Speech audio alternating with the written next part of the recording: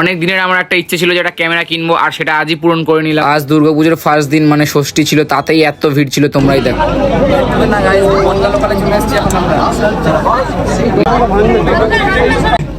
দাঁড়ানোর জায়গায় নেই গাইস, চেপে গেছি, বনগা লোকালে চলে এসেছি। আন্ডা গাড়ি, রুটি আন্ডা গাড়ি, ভিড় দাও গাইস। পুজো পুজো পুজো পুজো বন্ধ হয়ে গেছে তোমার।